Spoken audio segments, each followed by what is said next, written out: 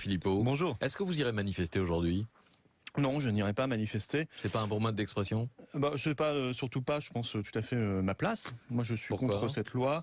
C'est une expression syndicale. Enfin, je veux dire, vous savez, ce sont les syndicats qui sont à l'origine du mouvement social. Il y a des leaders politiques aussi. Oui, il peut y avoir des leaders politiques, mais bon, moi, j'estime vous que dénoncez un projet infâme. Le vrai changement, je pense qu'il viendra plutôt du vote et des urnes. Mais c'est bien qu'il puisse y avoir, heureusement, que cette manifestation ait été autorisée. Vous ne croyez pas au rapport de force dans la rue pour tenter d'obtenir le retrait d'un texte ? Mais je pense que ça peut être utile, bien sûr.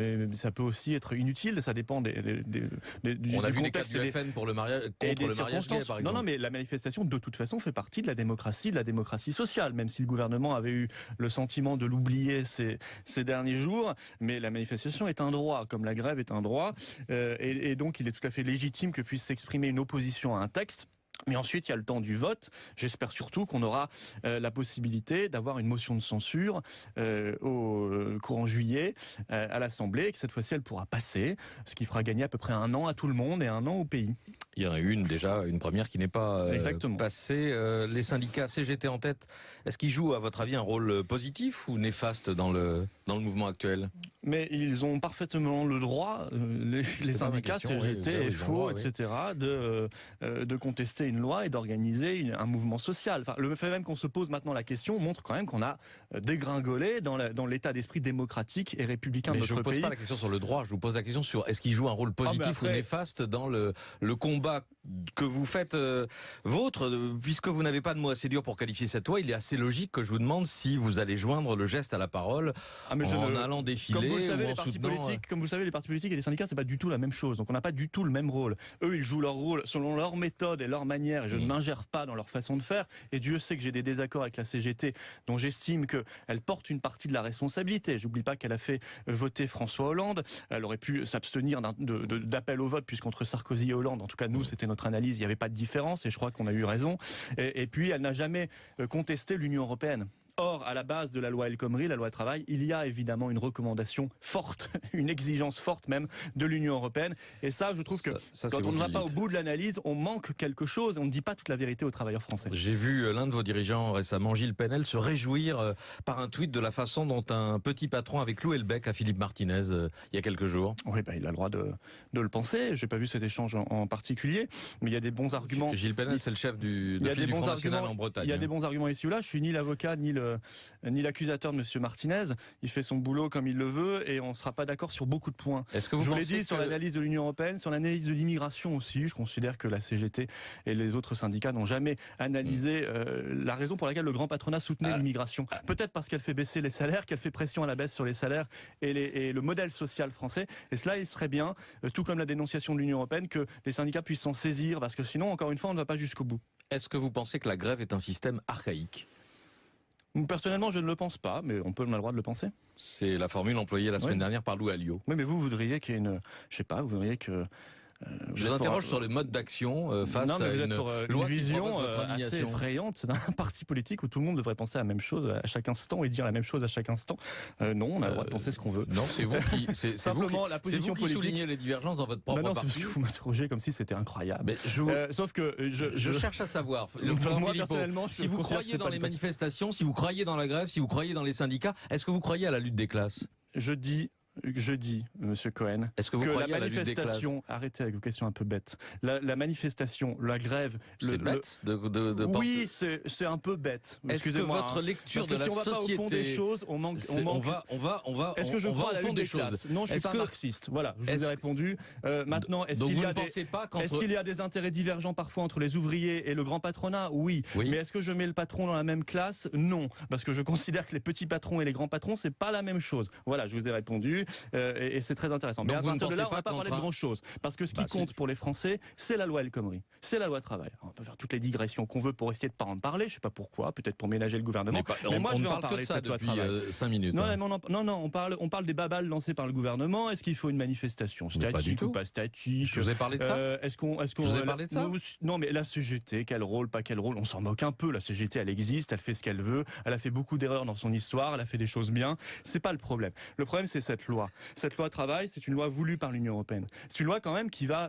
Non, ça c'est vous qui le dites. Ouais. Si. Vous lisez les recommandations. Moi, je le fais. Je lis chaque année les recommandations de la Commission européenne à l'économie française. Ah, une recommandation. Vous avez parlé d'exigences tout à l'heure. Oui, mais excusez-moi, une recommandation sous menace de ne pas valider votre budget, c'est plus qu'une recommandation. C'est une exigence, évidemment. Et quand l'Union européenne nous dit, écoutez, à partir du moment où vous pouvez plus jouer sur le niveau de votre monnaie parce que vous avez la monnaie unique, l'euro, à partir du moment où vous ne pouvez plus jouer sur les protections aux frontières, eh bien, vous jouez sur ce qui reste, c'est-à-dire les variables d'ajustement, le niveau des salaires, le niveau des retraites, les privatisations et la dérégulation du marché du travail. Eh ben, on y est en plein dedans. Et je pense que c'est cette analyse-là qu'il faut faire, parce que sinon les gens ne comprennent pas d'où viennent ces lois. Pourquoi d'un coup il y a la loi Macron, puis la loi Macron 2, puis la loi El Khomri, et puis si c'était Sarkozy ou Juppé, ce serait strictement la même chose. Mais parce qu'on est dans une feuille de route déroulée selon les exigences de l'Union européenne, qui nous empêche de jouer sur des variables d'ajustement naturelles en économie, la monnaie, le budget, etc., et qui nous pousse vers d'autres variables d'ajustement qui font des dégâts sociaux. Dans votre schéma explicatif, ce que je comprends pas, c'est quand certains de vos cadres ou de vos élus, sénateurs, veulent aller plus loin encore que ces exigences-là, quand vos sénateurs demandent la suppression du compte pénibilité, le doublement des seuils sociaux, l'encadrement de l'activité syndicale, c'est-à-dire qu'ils veulent modifier la loi travail dans un sens plus libéral, des amendements déposés par Rachline et Ravier au Sénat, vous le savez bien. Ah bon, et Monsieur Cohen, attendez, vous êtes en train de... Est-ce que vous faites votre travail sérieusement? Vous êtes en train de dire que les sénateurs ont déposé ces amendements? Ils ont été publiés avant d'être retirés, effectivement. Donc, est-ce qu'ils ont été déposés? Non, ils n'ont pas été déposés, mais ils ont été publiés. Vous êtes contredit à 30 secondes d'intervalle. Ils ont été publiés. Alors, ils ont voulu, j'ai dit exactement les choses, ils ont demandé la suppression du compte pénibilité, doublement des seuils sociaux, l'encadrement de l'activité syndicale. Non, ils ne l'ont pas demandé, puisque moi je raisonne, Monsieur Cohen, je raisonne pas sur des brouillons écrits par des assistants. Ils sont pour. Non, ils sont contre. Et si vous avez, faites votre travail. Écoutez les interviews de Monsieur Rachline. Qu'il y ait des bugs d'organisation, ça peut arriver. Ça, je vous le concède. Mais écoutez les interviews de Monsieur Rachline et Monsieur Ravier, et vous verrez qu'ils sont vent debout contre cette loi. Et qu'il y a eu des brouillons, c'est vrai. Il y a eu des brouillons faits par des assistants parlementaires, mais qui n'ont pas été déposés. Vous savez ce qui compte en démocratie? Où, à la CGT, ce qui compte, ce sont les amendements qui sont débattus en séance. En l'occurrence, le seul amendement valable sur cette loi, c'est un amendement de retrait pur et simple. Nous demandons le retrait de cette loi. Gilbert Collard et Marion Maréchal Le Pen comptaient déposer des amendements de même nature et qu'ils ont été rappelés à l'ordre par Marine Le Pen. Non, il ne faut pas écouter ou lire tout ce qui est écrit dans une certaine presse sensationnaliste. C'est faux, il n'avait pas l'intention de déposer des amendements en ce sens. Qui vous explique que Marine Le Pen a envoyé un texto. Alors j'aimerais bien savoir comment cette presse se serait procuré ce texto. Ce serait Marion qui serait allé voir le Canard enchaîné en disant « Regardez, j'ai reçu un texto de Marine Le Pen ». C'est crédible une seconde, vous croyez? C'est-à-dire c'est crédible dans le sens où Marion Maréchal Le Pen a défendu des idées autour de la loi travail qui correspondent à ces modifications. Je sais qu'on peut essayer d'ergoter, d'essayer de tout complexifier, de rendre les choses illisibles. Ce que je vois depuis le départ, c'est que le Front, à la minute même où il avait lu cette loi, il a été contre. Parce qu'il y a vu les 25% de majoration des heures supplémentaires qui passaient à 10%. Parce qu'il y a vu le dumping social avec les accords d'entreprise, que lui a toujours défendu les accords de branche et la loi, et non pas les accords d'entreprise qui créent le dumping social. Dans les amendements au Sénat, il y avait aussi la défense des accords d'entreprise. Ce que j'ai vu, mais ces amendements n'ont pas été déposés. Ce que j'ai vu, c'est à l'Assemblée nationale un vote de la motion de censure contre cette loi. Et nos députés qui disaient, même si la gauche avait réussi à déposer la motion de censure, nous l'aurions voté, contrairement aux élus UMP qui se débinaient. Voilà ce que j'ai vu. Et ça, c'est une opposition à cette loi El Khomri. Tout le reste, c'est de la mousse entretenue par le gouvernement. Et je pense que nous avons l'obligation de parler du fond de cette loi parce qu'elle est grave et qu'elle en annonce d'autres. Monsieur Juncker l'a déjà dit, le président de la Commission européenne, ça n'est qu'un commencement, c'est le minimum de ce qu'il faut faire. Mais il a aussi signifié que ça allait dans le bon sens. Florian Philippot, invité de France Inter ce matin. D'autres questions bêtes dans quelques minutes avec celle des auditeurs. Si, vous avez dit que mes questions étaient bêtes. Moi, je trouvais qu'elle était bête dans le sens où elle n'est pas dans le... À mon avis, quand on essaie de... Quand ça vous plaît pas, c'est bête. Non, c'est pas ça. C'est quand on pose des questions qui ne sont pas dans le fond du sujet et qu'on joue la com du gouvernement. Parce que, franchement, le gouvernement... la com du gouvernement, la lutte des classes, la CGT, la place des syndicats... Oui, mais je vous ai répondu d'ailleurs. Vous voyez, comme quoi c'est pas si bête que ça, je vous ai répondu. Mais honnêtement, est-ce que c'est ça l'intérêt quand on a 10 minutes d'interview? Est-ce qu'il faut aller sur le fond? J'essaye de savoir. Oui, ou est-ce qu'il faut aller sur le fond de ce que disent les lois qui vont être appliquées aux Français, aux travailleurs français? J'essaie de savoir si le Front National est d'inspiration libérale comme il l'a été pendant 35 ans ou s'il est devenu plutôt... Il est d'inspiration pragmatique, voilà, ni libéral ni pas libéral. Il est simplement pragmatique. Il défend une forme de colbertisme rénové en matière économique, c'est-à-dire qu'il faut laisser la liberté aux entreprises et en même temps la puissance publique doit exister exister et doit pouvoir réguler les dirigeants, même si tous ces dirigeants ne sont pas tout à fait d'accord, mais c'est pas très grave. Si, c'est pas grave. Non, vous nous avez dit tout à l'heure, il y a des divergences, mais c'est pas grave. Vous l'avez dit. Non, j'ai dit, on a le droit d'avoir son opinion sur la grève ou pas son opinion, voilà, franchement. C'est pas grave. Quand même. 8h33. 7000 avec d'abord Thomas qui nous appelle de l'Oise. Bonjour Thomas. Bonjour. Bonjour Monsieur Philippot. Bonjour. Alors je vous comprends pas très bien Monsieur Philippot. Vous condamnez les responsables syndicaux qui manifestent, mais vous êtes bienveillant avec les manifestants. Est-ce que vous souhaitez pas plutôt qu'il y ait des syndicats pro-Front National pour que vous puissiez les soutenir ? Non, je pense qu'il y a une erreur dans votre question. Je n'ai pas condamné les responsables syndicaux qui appellent à manifester, et nous ne l'avons pas fait. Ils font ce qu'ils veulent. La grève et le droit de manifestation est un droit constitutionnel en France. Voilà, nous sommes plutôt très critiques pour le coup avec le gouvernement qui refuse de retirer cette loi. Voilà, les syndicats ont la responsabilité, si on parle de sécurité, de responsabiliser et de sécuriser leur cortège. Mais puisque je rebondis sur ce que j'entendais tout à l'heure, mais en revanche, je pense que le gouvernement ne peut pas se défausser de sa propre responsabilité quand il y a depuis des années des groupes de casseurs très nombreux, armés, cagoulés, qui viennent saccager des centres-villes ou profiter des manifestations. Là, c'est de la responsabilité du gouvernement qui manifestement se refuse à rétablir l'ordre. Vous avez des solutions, vous avez un mode d'emploi pour rétablir l'ordre face à des groupes de casseurs dont chacun voit qu'ils sont très, très mobiles et assez difficiles à arrêter? Si vous voulez, je pense que parmi ces groupes, beaucoup sont constitués, organisés. Voilà, ils ne sont pas des personnages solitaires qui se retrouvent par hasard à une manifestation. Tout ça est organisé. Il faut appliquer ce qu'on a appliqué ces dernières années à d'autres groupuscules extrémistes, des procédures de dissolution. Quand il y a des organisations qui sont structurées, qu'elles soient déclarées ou pas d'ailleurs, on peut les dissoudre. Si vous pensez qu'il suffit d'un arrêté en Conseil des ministres? Non, mais je pense que c'est nécessaire de le faire. C'est nécessaire de le faire. Ce serait d'ailleurs un signal qui serait envoyé face à la situation de laxisme que nous connaissons, voire de complaisance.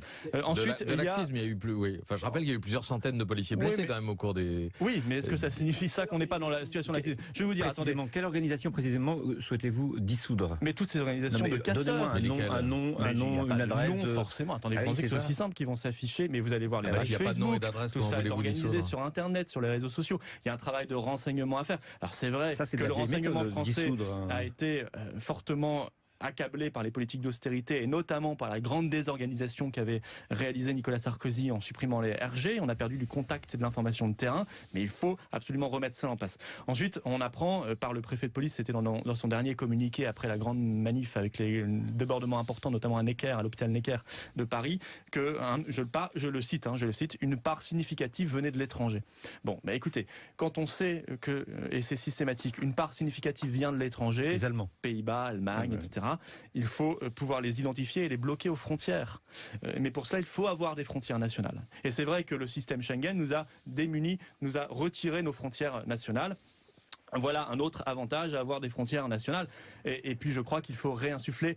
Je veux dire, c'est une doctrine. On ne peut pas accepter que l'uniforme, qu'il soit celui d'un policier, d'un gendarme, d'un militaire, soit impunément insulté, injurié, agressé, violenté, comme nous l'avons vu dans de trop nombreuses vidéos ces derniers mois. Je veux dire, à partir de là, il n'y a plus de respect, si on ne fait pas respecter des choses aussi simples que le respect de l'uniforme. Alors, des questions d'auditeurs sur les consultations en cours. Les consultations, il y en a plusieurs là dans les heures qui viennent. D'abord, en France, que pense le Front National, vous demande Luc de Nantes, que pense le Front National de la consultation de Notre-Dame-des-Landes? Oui, nous sommes défavorables à ce projet d'aéroport. Nous avons fait plusieurs conférences de presse sur place, y compris avec notre collectif Nouvelle Écologie qui travaille sur les questions environnementales. Nous estimons que c'est un caprice de M. Ayrault à la base, enfin qui a été réactivé en tout cas par M. Ayrault, et qu'il suffisait d'un agrandissement de l'aéroport existant. Et donc nous appelons à voter non à ce référendum. Sur le Brexit, vous souhaitez rêver d'un vote négatif et d'une sortie de la Grande-Bretagne de l'Union européenne? Ce serait en l'occurrence un vote positif.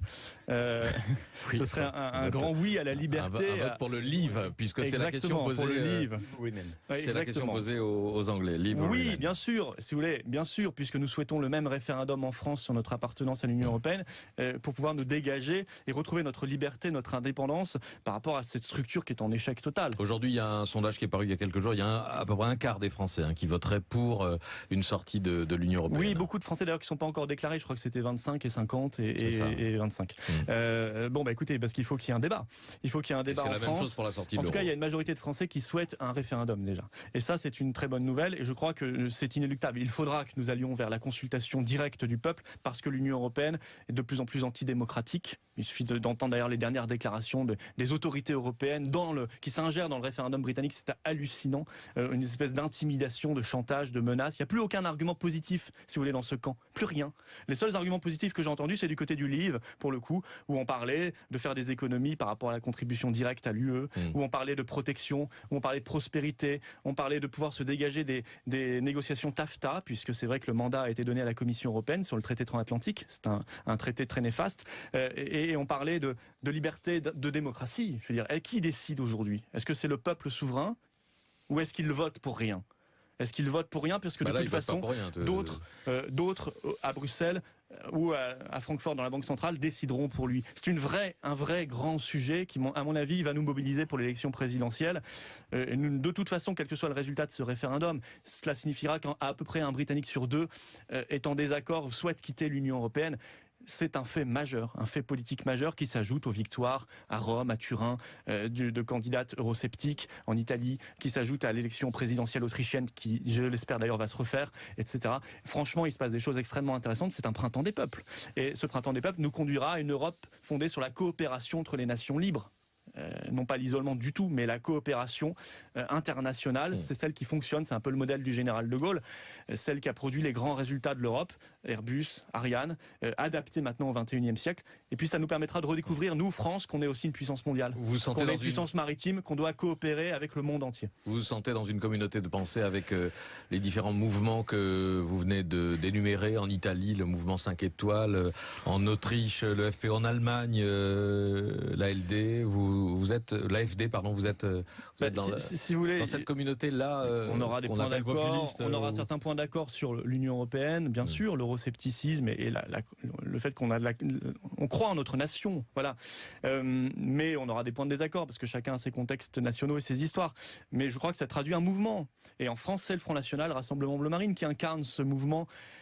Vraiment, je pense qui permet de prendre le train de l'histoire, c'est-à-dire voilà, il se passe des choses, on voit bien que le modèle de l'Union européenne est complètement dépassé, que ça date d'ailleurs des années 50, et que les peuples n'en veulent plus, et il faut passer à autre chose, il faut qu'on se remette debout.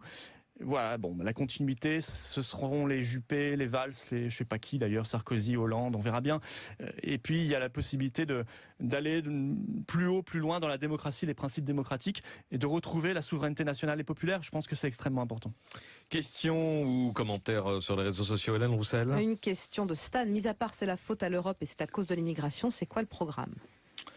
C'est, comme vous l'avez entendu depuis le début de l'émission, un tout petit peu plus compliqué que cela. D'ailleurs, c'est pas tant la faute à l'Europe, c'est la faute à nos gouvernements qui se soumettent à l'Europe, ou qui bafouent même les votes des Français. Je rappelle qu'en 2005, les Français avaient dit non à la Constitution européenne, par référendum, et que ce sont les parlementaires UMPS qui ont dit oui à la place du peuple français.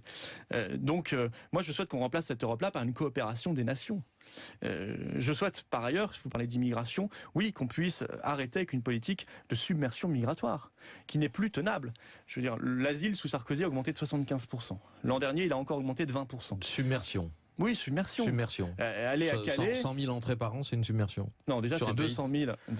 Légalement, c'est 200 000. Moins 100 000 sorties, ça fait 100 000, le solde annuel. Les 100 000 sorties, je demande à voir. Vous comptez les entrées, vous n'avez pas compté les sorties. Non, mais vous comptez ça, je demande à voir, parce qu'on a beaucoup d'informations sur les entrées. Les sorties, c'est un peu au doigt mouillé. C'est les mêmes statistiques. Non, qui font les mêmes. Oui, l'INSEE, les 100 000. Oui. Les entrées, c'est le ministère de l'Intérieur. Donc c'est un peu différent. Mais les 200 000 entrées légales, plus les clandestins. Et ça fait une submersion, ça ? Oui, ça va. Écoutez, 65 millions moi je suis désolé, ça fait 30 ans ou 40 ans que la France subit une immigration de plus en plus forte. Ça se traduit, on peut se cacher les yeux et dire il n'y a aucun problème, tout va très très bien, c'est formidable. On peut aussi voir que franchement, il commence à y avoir des tensions communautaires dans un nombre croissant de quartiers en France. On peut aussi voir les camps de Calais, de Grande-Sainte. On peut aussi voir l'arrivée de migrants dans des villages en France qui voient un jour arriver 30, 40, 50 migrants. Et c'est pas à eux qu'on en veut. Je veux dire, on n'a aucune raison d'en vouloir aux migrants eux-mêmes. système. On en veut aux politiques, aux gouvernements de droite et de gauche et qui ont organisé cette politique, souvent de manière cynique. Parce que quand Sarkozy, dans ses discours, nous dit il y a trop d'immigration et qu'au pouvoir, il fait plus d'immigration que Jospin, il y a bien une raison. Pourquoi il a fait autant d'immigration, Sarkozy? Mais parce qu'il est soumis aussi aux desiderata du grand patronat, qui en a besoin. Comme le grand patronat allemand a fait venir 1 million de réfugiés en 1 an. Bon, ben pourquoi? Parce qu'il faut faire pression à la baisse sur les salaires et organiser le dumping social. Il faut se poser toutes ces questions. Et la question du communautarisme, on va la résoudre par un logiciel républicain affirmé, un logiciel laïque affirmé, et en même temps, on ne pourra pas la résoudre si on continue avec ce flux massif d'immigration. Question de Patrick qui vous demande, Monsieur Philippot, pour un parti qui représente 25 ou 30% des voix exprimées, pourquoi la parole médiatique est-elle accaparée par 4 ou 5 membres du Front National, vous, Marine et Marion Maréchal Le Pen, Gilbert Collard, etc. Comment envisagez l'idée qu'au pouvoir vous pourriez former un gouvernement de 4 personnes? Ça, ce n'est pas nous qui sommes responsables des invitations. Voilà, je sais pas qui vous avez. Je sais pas. Non, c'est pas nous qui décidons qui on envoie à la télévision. Excusez-moi. Moi, plusieurs fois, il m'est arrivé de refuser et de proposer quelqu'un d'autre. On m'a dit non. Voilà. Ah bon, qui ça? D'autres personnes, je ne vais pas lancer des noms comme ça. Excusez-moi. Dites-nous, mais ça nous donnera des idées. D'ailleurs, la liste est assez fausse parce qu'on voit maintenant aussi régulièrement Stéphane Ravier, David Racheline, on voit d'autres personnes. Les futurs secrétaires Saint-Just. Oui, on voit. C'est vrai qu'on voit moins de personnes que dans d'autres partis parce que aussi ces partis-là ont été au pouvoir depuis 30 ans. Donc ils ont une liste énorme d'anciens ministres, d'anciens parlementaires, etc., etc. Mais aujourd'hui, il y a peut-être une dizaine de personnes qui passent régulièrement dans les médias pour le Front National. C'est pas assez, mais charge à vous d'inviter des présidents de collectifs. Nous avons Alain Avello qui dirige le collectif Racine sur les enseignants, qui fait un carton dans le monde enseignant.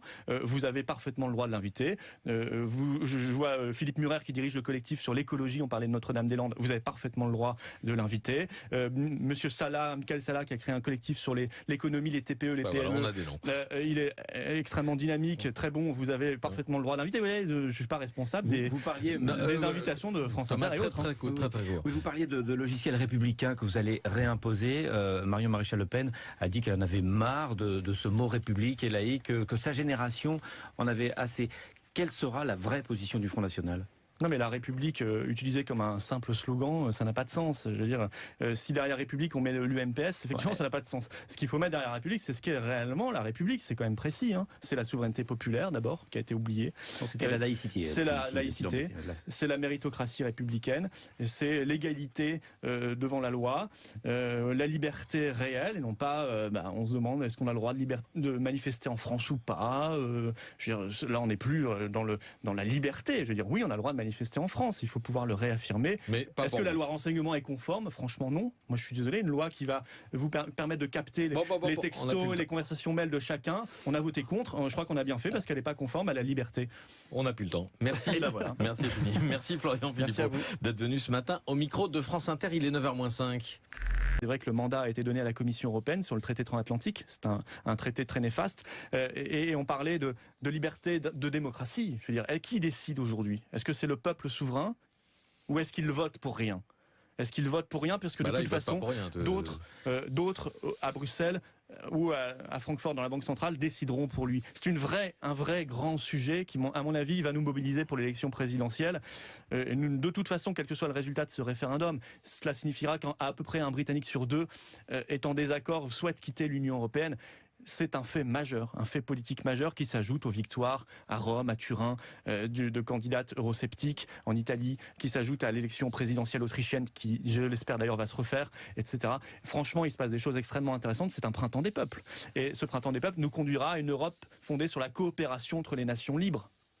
Non pas l'isolement du tout, mais la coopération internationale, c'est celle qui fonctionne, c'est un peu le modèle du général de Gaulle, celle qui a produit les grands résultats de l'Europe, Airbus, Ariane, adapté maintenant au XXIe siècle, et puis ça nous permettra de redécouvrir, nous, France, qu'on est aussi une puissance mondiale, qu'on est une puissance maritime, qu'on doit coopérer avec le monde entier. Vous vous sentez dans une communauté de pensée avec les différents mouvements que vous venez d'énumérer, en Italie, le mouvement 5 étoiles, en Autriche, le FPÖ en Allemagne, l'ALD, vous êtes l'AFD, pardon, vous êtes si vous voulez, dans cette communauté-là. On aura des points d'accord. On aura certains points d'accord sur l'Union européenne, bien sûr, l'euroscepticisme et le fait on croit en notre nation, voilà.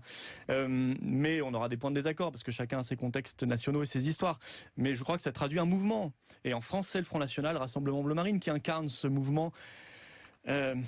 Vraiment, je pense qui permet de prendre le train de l'histoire, c'est-à-dire voilà, il se passe des choses, on voit bien que le modèle de l'Union européenne est complètement dépassé, que ça date d'ailleurs des années 50, et que les peuples n'en veulent plus, et il faut passer à autre chose, il faut qu'on se remette debout.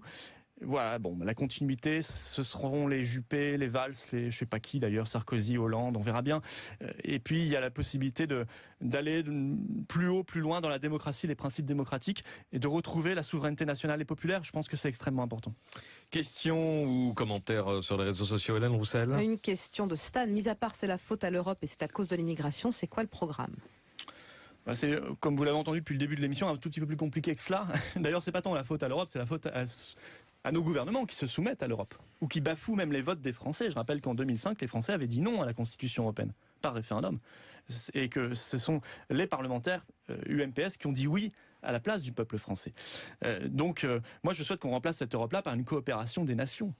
Je souhaite, par ailleurs, vous parlez d'immigration, oui, qu'on puisse arrêter avec une politique de submersion migratoire, qui n'est plus tenable.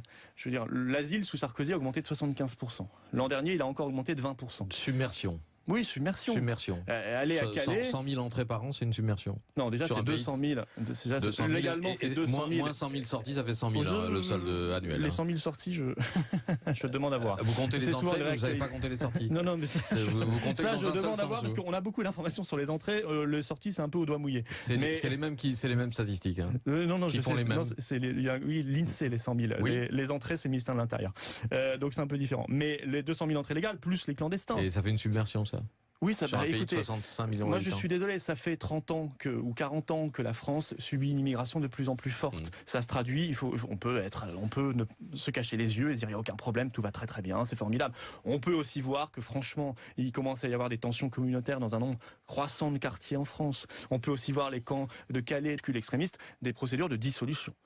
Quand il y a des organisations qui sont structurées, qu'elles soient déclarées ou pas d'ailleurs, on peut les dissoudre. Si vous pensez qu'il suffit d'un arrêté en Conseil des ministres? Non, mais je pense que c'est nécessaire de le faire. C'est nécessaire de le faire. Ce serait d'ailleurs un signal qui serait envoyé face à la situation de laxisme que nous connaissons, voire de complaisance. Ensuite, de laxisme, il y a eu plus. Oui. Enfin, je rappelle qu'il y a eu plusieurs centaines de policiers blessés quand même au cours des. Oui, mais est-ce que ça signifie ça qu'on n'est pas dans la situation de laxisme? Je vais vous dire. Attendez, quelle organisation précisément souhaitez-vous dissoudre? Mais toutes ces organisations de casseurs. Donnez-moi un nom, une adresse. Non, forcément. Attendez, vous pensez que c'est aussi simple qu'ils vont s'afficher, mais vous allez voir les pages Facebook, tout ça est organisé sur Internet, sur les réseaux sociaux. Il y a un travail de renseignement à faire. Alors c'est vrai que le renseignement français a été fortement accablé par les politiques d'austérité et notamment par la grande désorganisation qu'avait réalisé Nicolas Sarkozy en supprimant les RG. On a perdu du contact et de l'information de terrain, mais il faut absolument remettre ça en place. Ensuite, on apprend par le préfet de police, c'était dans son dernier communiqué après la grande manif avec les débordements importants, notamment à Necker, à l'hôpital Necker de Paris, que, je le cite, une part significative venait de l'étranger. Bon, bah écoutez, quand on sait que, et c'est systématique, une part significative vient de l'étranger, les Allemands, Pays-Bas, Allemagne, etc., il faut pouvoir les identifier et les bloquer aux frontières. Mais pour cela, il faut avoir des frontières nationales. Et c'est vrai que le système Schengen nous a démunis, nous a retiré nos frontières nationales. Voilà un autre avantage à avoir des frontières nationales. Et puis je crois qu'il faut réinsuffler. Je veux dire, c'est une doctrine. On ne peut pas accepter que l'uniforme, qu'il soit celui d'un policier, d'un gendarme, d'un militaire, soit impunément insulté, injurié, agressé, violenté, comme nous l'avons vu dans de trop nombreuses vidéos ces derniers mois. Je veux dire, à partir de là, il n'y a plus de respect, si on ne fait pas respecter des choses aussi simples que le respect de l'uniforme. Alors, des questions d'auditeurs sur les consultations en cours. Les consultations, il y en a plusieurs là dans les heures qui viennent. D'abord, en France, que pense le Front National, vous demande Luc, de Nantes, que pense le Front National de la consultation de Notre-Dame-des-Landes? Oui, nous sommes défavorables à ce projet d'aéroport. Nous avons fait plusieurs conférences de presse sur place, y compris avec notre collectif Nouvelle Écologie qui travaille sur les questions environnementales. Nous estimons que c'est un caprice de Monsieur Ayrault à la base, enfin qui a été réactivé en tout cas par Monsieur Ayrault, et qu'il suffisait d'un agrandissement de l'aéroport existant. Et donc nous appelons à voter non à ce référendum.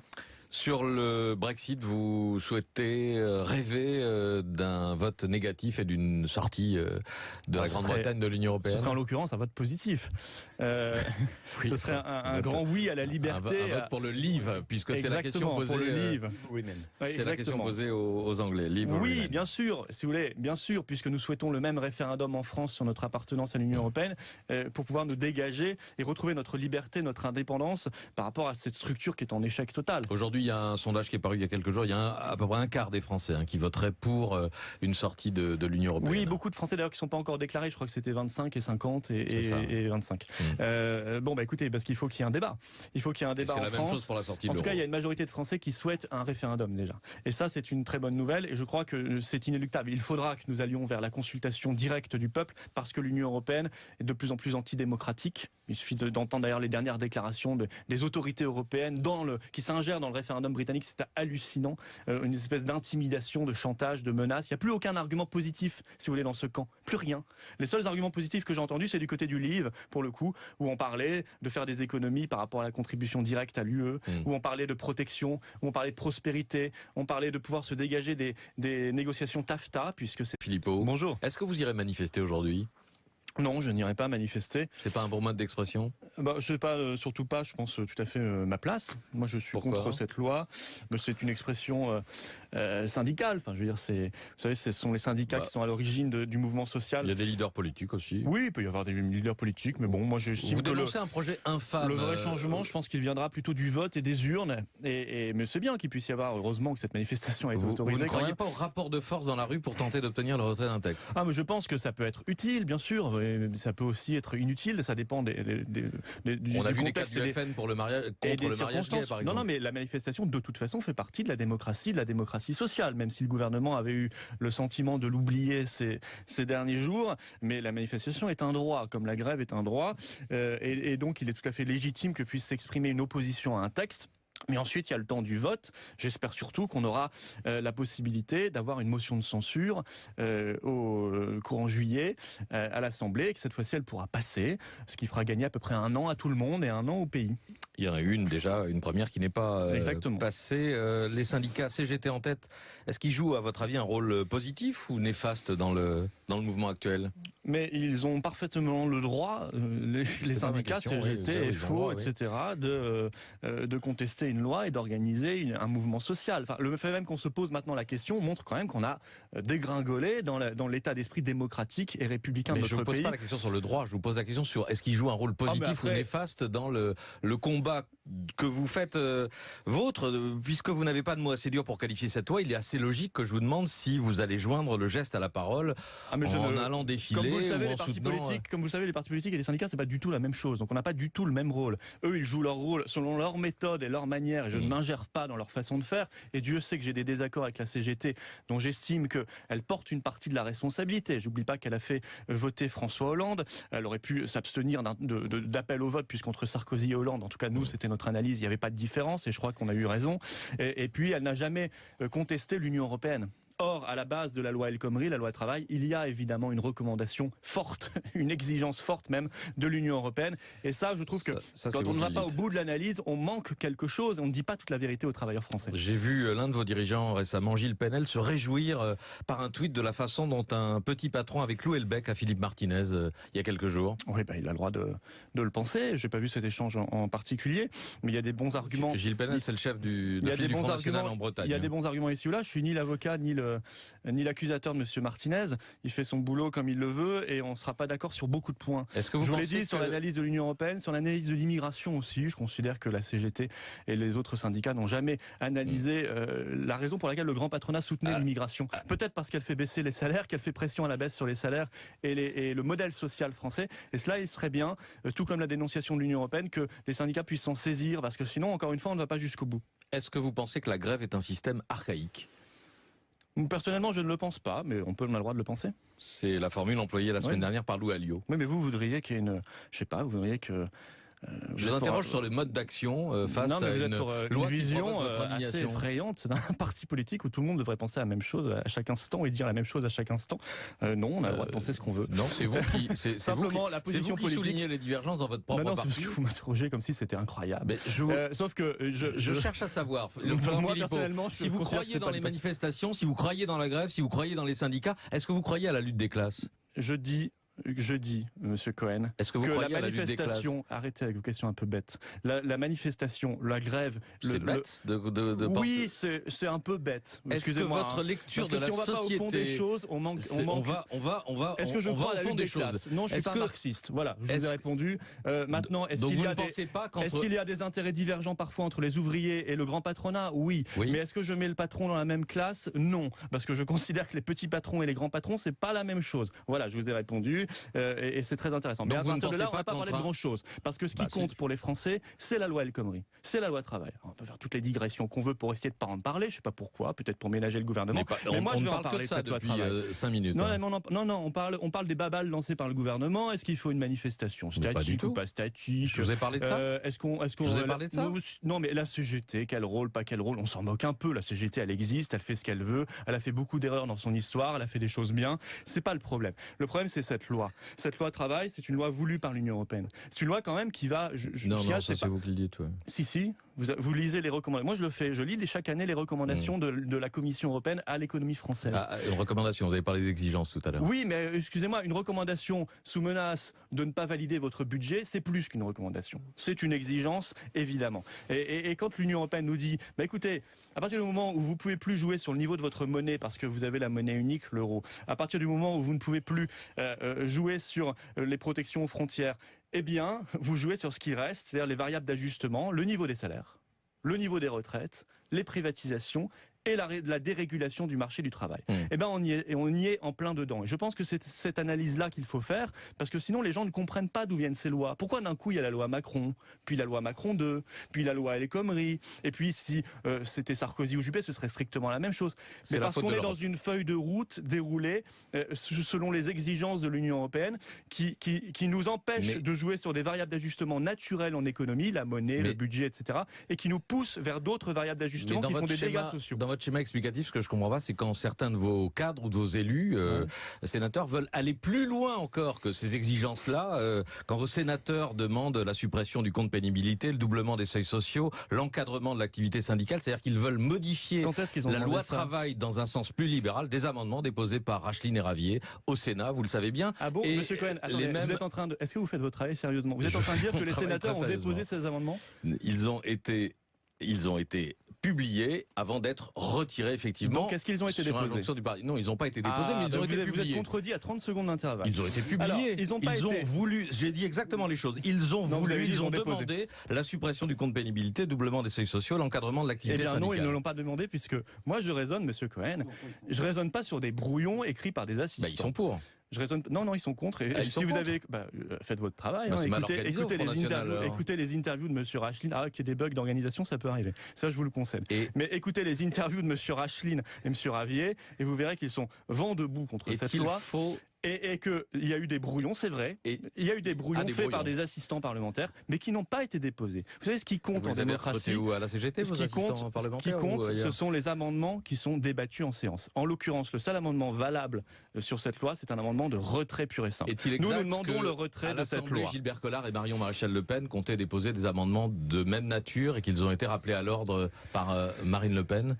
Non, il ne faut pas écouter ou lire tout ce qui est écrit dans une certaine presse sensationnaliste. C'est faux, il n'avait pas l'intention de déposer des amendements en ce sens.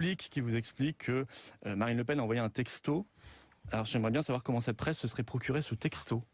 Ce serait Marion qui serait allé voir le Canard enchaîné en disant « Regardez, j'ai reçu un texto de Marine Le Pen ». C'est crédible une seconde, vous croyez ? C'est-à-dire c'est crédible dans le sens où Marion Maréchal Le Pen a défendu des idées autour de la loi travail qui correspondent à ces modifications. Je sais qu'on peut essayer d'ergoter, d'essayer de tout complexifier, de rendre les choses illisibles. Ce que je vois depuis le départ, c'est que le Front, à la minute même où il avait lu cette loi, il a été contre.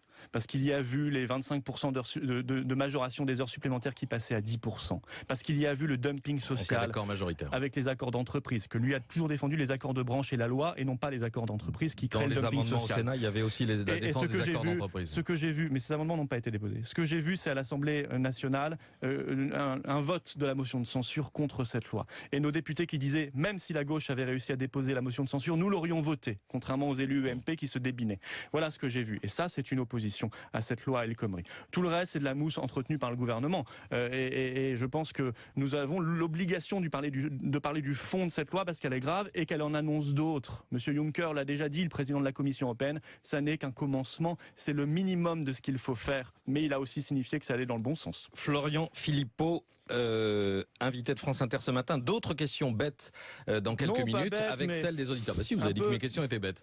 Bah moi je trouvais qu'elle était bête dans le sens où elle n'est pas dans le. À mon avis, quand on essaie de. Quand ça vous plaît pas, c'est bête. Non, c'est pas ça. C'est quand on pose des questions qui ne sont pas dans le fond du sujet et qu'on joue la com du gouvernement, parce que mais franchement le gouvernement. La com du gouvernement, la lutte des classes, la CGT, la place des syndicats. Mais je vous ai répondu d'ailleurs. Vous voyez comme quoi c'est pas si bête que ça. Je vous ai répondu. Mais honnêtement, est-ce que c'est ça l'intérêt quand on a 10 minutes d'interview? Est-ce qu'il faut aller sur le fond? J'essaye de savoir. Oui, ou est-ce qu'il faut aller sur le fond de ce que disent les lois qui vont être appliquées aux Français, aux travailleurs français? J'essaie de savoir si le Front National est d'inspiration libérale comme il l'a été pendant 35 ans ou s'il est devenu plutôt... Il est d'inspiration pragmatique, voilà, ni libéral ni pas libéral. Il est simplement pragmatique. Il défend une forme de colbertisme rénové en matière économique, c'est-à-dire qu'il faut laisser la liberté aux entreprises et en même temps la puissance publique doit exister et doit pouvoir réguler les dirigeants, même si tous ces dirigeants ne sont pas tout à fait d'accord, mais c'est pas très grave. C'est pas grave. Non, vous nous avez dit tout à l'heure, il y a des divergences, mais c'est pas grave. Vous l'avez dit. Non, j'ai dit, on a le droit d'avoir son opinion sur la grève ou pas son opinion, franchement. Voilà, c'est pas grave. Quand même. 8h33. 7000 avec d'abord Thomas qui nous appelle de l'Oise. Bonjour Thomas. Bonjour. Bonjour Monsieur Philippot. Bonjour. Alors je vous comprends pas très bien Monsieur Philippot. Vous condamnez les responsables syndicaux qui manifestent, mais vous êtes bienveillant avec les manifestants. Est-ce que vous souhaitez pas plutôt qu'il y ait des syndicats pro-Front National pour que vous puissiez les soutenir? Non, je pense qu'il y a une erreur dans votre question. Je n'ai pas condamné les responsables syndicaux qui appellent à manifester, et nous ne l'avons pas fait. Ils font ce qu'ils veulent. La grève et le droit de manifestation est un droit constitutionnel en France. Voilà, nous sommes plutôt très critiques pour le coup avec le gouvernement qui refuse de retirer cette loi. Voilà, les syndicats ont la responsabilité, si on parle de sécurité, de responsabiliser et de sécuriser leur cortège. Mais puisque je rebondis sur ce que j'entendais tout à l'heure, mais en revanche, je pense que le gouvernement ne peut pas se défausser de sa propre responsabilité quand il y a depuis des années des groupes de casseurs très nombreux, armés, cagoulés, qui viennent saccager des centres-villes ou profiter des manifestations. Là, c'est de la responsabilité du gouvernement qui manifestement se refuse à rétablir l'ordre. Vous avez des solutions? Vous avez un mode d'emploi pour rétablir l'ordre face à des groupes de casseurs dont chacun voit qu'ils sont très, très mobiles et assez difficiles à arrêter? Si vous voulez, je pense que parmi ces groupes, beaucoup sont constitués et organisés. Voilà, ils ne sont pas des personnages solitaires qui se retrouvent par hasard à une manifestation. Tout ça est organisé. Il faut appliquer ce qu'on a appliqué ces dernières années à d'autres groupes